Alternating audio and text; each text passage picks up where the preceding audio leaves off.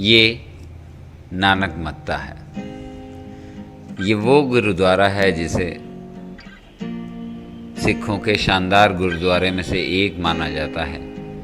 उत्तराखंड में स्थित ये गुरुद्वारा न केवल धार्मिक बल्कि एक अच्छे पर्यटक स्थल के रूप में भी विकसित हो रहा है। गुरुद्वारे के बाहर से ही आपको देख के पता लगता है कि गुरुद्वारा कितना शानदार है। और एक बात और जो आप जगह जगह महसूस करेंगे इस गुरुद्वारे में, कि यहाँ पर आपको कहीं भी ये नहीं लगेगा कि ये धर्म की दुकान है, यानी आपसे कुछ मांगने, कुछ पैसे लेने, इन सब का यहाँ पर कोई भी स्थान नहीं है। यहाँ पर आपकी निस्वार्थ सेवा की जाती है, आपको निस्वार्थ लंगर, आपको निस्वार्थ खाना मिलेगा। और भी बहुत कुछ है जो मैं आगे आपको दिखाऊंगा। यहाँ पे देखिए कि अपने प्रसाद यहाँ प्राप्त करें, गेट पर ही आपको पता चल जाता है। गेट पे आप अपने पैरों को पवित्र जल से छूते हुए आगे बढ़ते हैं और जैसे जैसे आप आगे बढ़ते जाते हैं इस भव्य गुरुद्वारे के भव्य दर्शन आपको होते चले जाते हैं। सामने दीवार पर जिस तरह की पच्चीकारी है वो देखने ही लायक है। हर मौसम का ध्यान रखा जाता है। गर्मियों के मौसम में पैरों के नीचे मैट बिछाई जाती है ताकि आप वहाँ आगे बढ़ सकें। अपना कढ़ा प्रसाद आप चढ़ाना चाहें तो शुरू में ही दरवाजे पर ही उसका स्थान भी है। वहाँ पर एक जगह बनी है जहाँ पे आप ये काम कर सकते हैं। अंदर गुरुद्वारे के अंदर जहाँ पे प्रार्थना होती है, जहाँ गुरु नानक जी की गुरु ग्रंथ साहिब जी की सेवा होती है, वहाँ पर आप कमरे का रूप अलग ही पाएंगे।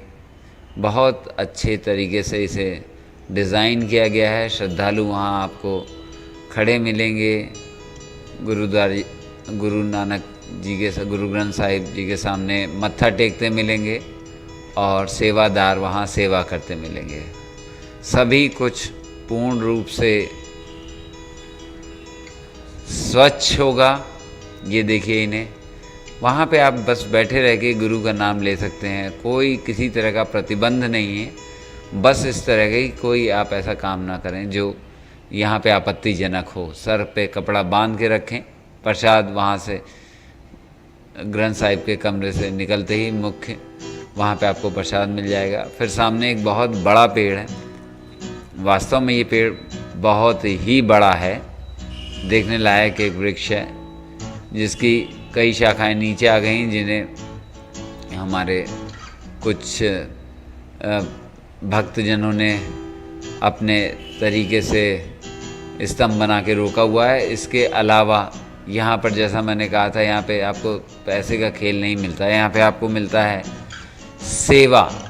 ये देखिए, ये लोग जो गुरुद्वारा साफ़ कर रहे हैं ये गुरुद्वारे के कर्मचारी नहीं हैं। ये वो लोग हैं जिनके अपने घर में कारें खड़ी हैं, नौकर हैं, लेकिन यहाँ आकर सेवा करने का महत्व ये समझते हैं और इस गुरुद्वारे की साफ़ सफाई रख रखाव में अपना सहयोग देके अपने आप को सफल मानते हैं, अपने जीवन को सफल मानते हैं। और यहाँ पे आपको हर तरह के स्त्री पुरुष सभी यहाँ पर सेवा करते मिल जाएंगे। बड़े लगन से वो यहाँ सेवा कर रहे होंगे, लोगों का ध्यान रख रहे होंगे, गुरुद्वारे को स्वच्छ कर रहे होंगे और आपको लगेगा कि हाँ ये सब ये दिखावे के लिए नहीं कर रहे। गुरुद्वारे के थोड़ा सा अंदर प्रांगण में थोड़ी दूर जाके एक छोटा सा मिनी गुरुद्वारा इसे कह सकते हैं, या एक थोड़ा अलग कहीं अधिक शांत धार्मिक स्थल वहाँ पे आपको मिलेगा। और यहाँ पर भी जैसा कि मैंने कहा कि किसी भी प्रकार से स्वच्छता या दृश्य मोहकता में कोई कमी नहीं है। बहुत ही शानदार जगह है ये भी। और यहाँ भी आकर आप गुरु ग्रंथ साहिब के पाठ का आनंद ले सकते हैं। ये देखिए यहाँ से दिख रहा है गुरुद्वारे का गुंबद, जो बता रहा है कितना शानदार है। यहाँ पे मैंने इस पेड़ को भी कवर करने की कोशिश करी है क्योंकि ये पेड़ मुझे बहुत बहुत ज़्यादा शानदार लगा।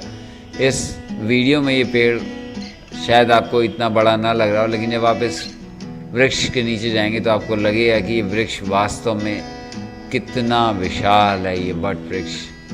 और फिर यहाँ से आपको फिर वही मिलेगा। देखिए उस समय पुरुष सफाई कर रहे थे, यहाँ पे स्त्रियाँ भी सफाई में लगी हुई हैं और बिल्कुल हृदय से वो ये काम कर रहे होते हैं। इस काम में लेश मात्र भी दिखावा नहीं होता है।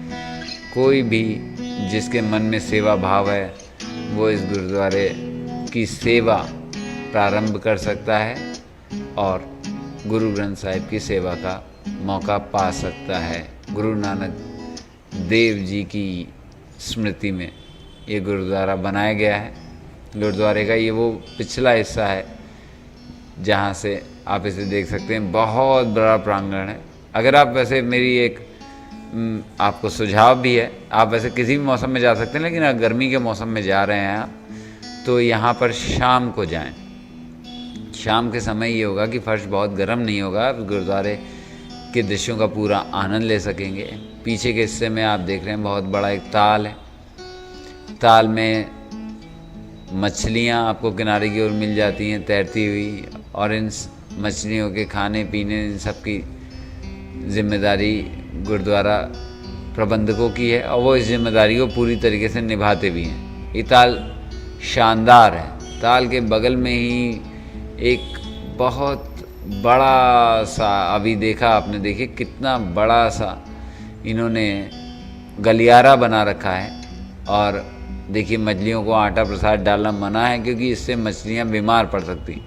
हर हाथ से छूता हुआ आटा या वो मछलियों के पेट में जाएगा तो उनके पेट में जीवाणु पनप सकते हैं, इसलिए इस चीज़ को ये मना है। और यहाँ पर साथ में ये भी चेतावनी है, किसी भी प्रकार की नशीली वस्तु ले जाना मना है। गुरुद्वारे के दूसरे हिस्से में लंगर का प्रबंध है।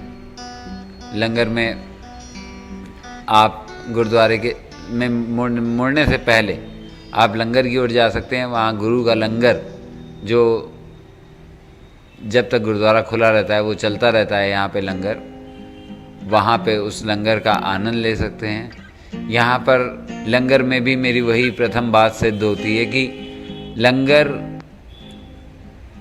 करने वालों को देखकर, लंगर छकने वालों को देखकर और वहाँ सेवा करते लोगों को देखकर आपको स्पष्ट प्रतीत होता है कि वो कितने हृदय से ये काम कर रहे हैं। ये देखिए ये दाल, ये चावल परोस रहे हैं, बगल में उनके साथ रोटी लिए चल रहे हैं, सबसे अनुनय करते चल रहे हैं, अनुनय विनय कि आप खाइए, कृपया पेट भर के खाइए, ताकि आपको लंगर छकने का महत्व पता लगे और हमें सेवा करने का अवसर मिले आप लोगों की।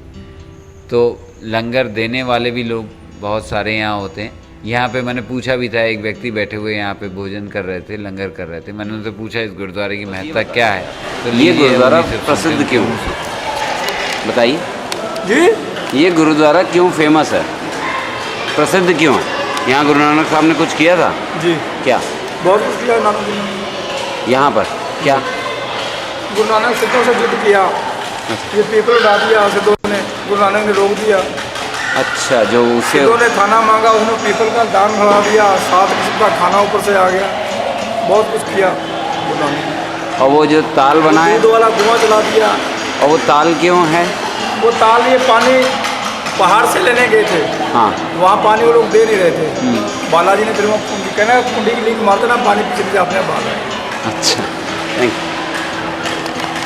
यहीं पे एक छोटी उम्र का लड़का लंगर के लिए प्रसाद बांट रहा था। उस बच्चे को देख के मुझे बहुत अच्छा लगा। मैंने उससे पूछा भी कि वो यहाँ प्रसाद क्यों बांट रहा है, इसके पीछे क्या उसका कोई स्वार्थ है। जैसे अधिकतर लोग अपने ईश्वर से स्वार्थ लेके चलते। सुनिए उसने क्या कहा। वैसे क्या करते हो? पढ़ाई करते। पढ़ाई कौन सी क्लास में? 10th में। ये सब क्यों कर रहे हो? भगवान का साथ रहे हमेशा लाइफ। या हाई स्कूल में पास होने के लिए? नहीं। तो उत्तर सुना आपने इस बच्चे का कि नहीं जी, हम गुरु की सेवा करने के लिए, उसके सेवा का प्रसाद पाने के लिए करते हैं। वहाँ फिर मैं उस बात पे लौटता हूँ कि यहाँ प्रसाद जैसे शुरू में मिल रहा था सेवा भाव से, इसी प्रकार से ये भी एक प्रसाद ही है।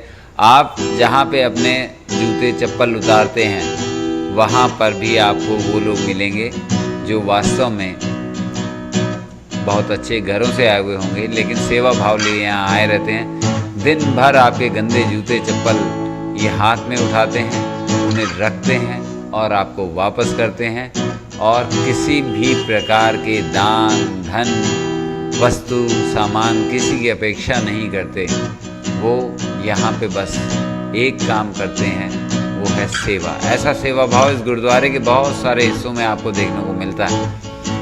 एक इसका हिस्सा यहाँ की आप पहले ये देखिए, ये गुरुद्वारे के बाहर का हिस्सा है। यहाँ पे छोटा सा बाज़ार है जहाँ से आप छोटे मोटे सामान, कड़े, खिलौने वगैरह ये सब खरीद सकते हैं। खाने का सामान भी यहाँ मिलता है। हालांकि खाना आप स्वयं लाएँ तो अच्छा है, क्योंकि खाने की क्वालिटी बहुत बेहतर बाहर की तरफ नहीं होती, अंदर लंगर खाएँ तो बात अलग है। ये वहाँ का कार स्टैंड है, यहाँ पे आप कार पार्क कर सकते हैं, निःशुल्क कार पार्किंग है, इसका कोई भी पैसा नहीं। वही सेवा भाव यहाँ भी प्रकट होता है। कार, मोटरसाइकिल या कोई भी वाहन जिससे आप आए हों, यहाँ आप निःशुल्क खड़ा कर सकते हैं। ये आपके वाहन का ध्यान रखते हैं और बदले में आपसे किसी भी प्रकार की अपेक्षा धन या वस्तु की नहीं रखते हैं। ये सेवा भाव बिल्कुल दिल को द्रवित कर देता है, देख के बहुत अच्छा लगता है। इसके अलावा गुरुद्वारे से थोड़ा सा आगे जाके आपको देखने को मिलता है एक कुआं जैसी चीज़, जिसे गुरु का पोखर कहते हैं। वहाँ पे आपको देखने को मिलेगा थोड़ा सा आगे जाके। बहुत ही मनोरम स्थान है, क्योंकि डैम से जुड़ा हुआ है। ये देखिए, ये डैम है, डैम से चल के आप उस पोखर तक जाते हैं। बगल में पूरा एक आपको देखिए, ये देखिए बगल में पूरा नदी आपको यहाँ से बहती हुई दिखती है। बहती नदी दिल को बहुत सुकून देती है। वहाँ पे लगा हुआ है, इस पोखर में आप जब उतरते हैं वहाँ के जल को पवित्र माना जाता है।